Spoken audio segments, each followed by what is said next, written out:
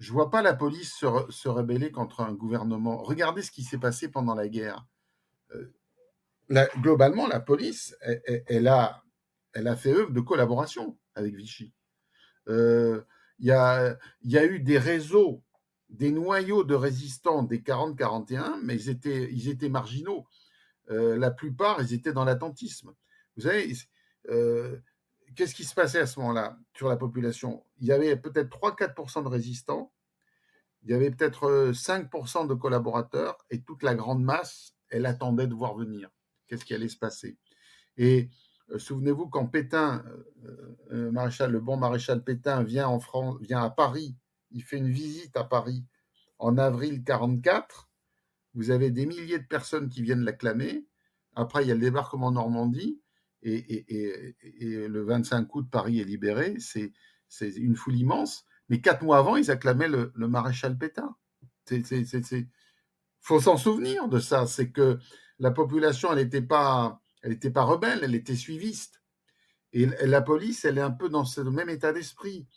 Elle va pas aller contre le gouvernement, elle va pas faire un coup d'État. Euh, donc je sais qu'il y a des états d'âme. Il y a des états d'âme dans la police parce que j'ai gardé encore pas mal de contacts. Je vois du monde. Il y a pas des... Les gens vont pas se mettre en porte-à-faux vis-à-vis des lois, du règlement du gouvernement. Tout le monde, je Mais dirais, il est justement, il y a eu quand même des gens qui ont brillé par leur honneur et leur dignité. Je voudrais en citer deux, si tu me le permets, dont Oui, un vas-y. je l'ai appris par la suite, qui était franc-maçon. C'était le colonel Arnaud Beltrame, qui Oui, oui, oui, bien sûr. s'est Beltrame. sacrifié.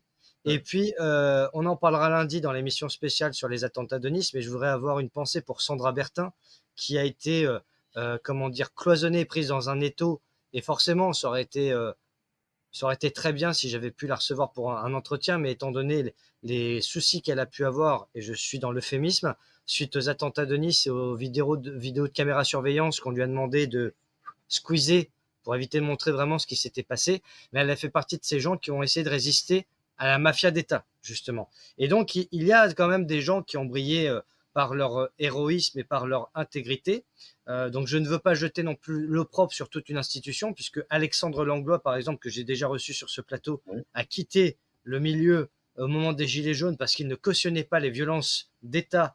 J'appelle pas ça des violences policières parce que les violences policières, on a l'impression que les policiers ne sont que des gens violents et qu'ils ne savent pas communiquer. Moi, j'habite dans une commune où j'ai jamais été frappé par un flic. Alors, je veux pas faire d'amalgame ni de généralité, mais voilà, les violences policières, c'est un terme d'extrême gauche. Parce que la sémantique de l'extrême gauche, c'est tous les flics sont pourris, le fameux ACAB, All Cops are Bastards, tous les flics sont des salopards.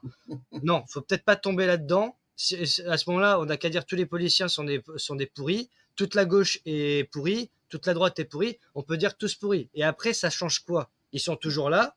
Tous ceux qui ont trahi en 2005, après 2005, le traité de Lisbonne, ils sont toujours là. Vous avez toujours voté pour. Donc maintenant, fermez-la. À ce moment-là, on peut parler comme ça aussi. Donc c'est vrai que c'est difficile. Et c'est le but recherché du système, c'est de créer la guerre civile et qu'on se foute sur la gueule entre nous. Maintenant, il y a quand même des gens qui sont C'est sous le l'eau. piège à éviter, justement. Voilà, c'est le piège à éviter. Mais en Mm. tout cas, pour en venir sur ton parcours, nous avons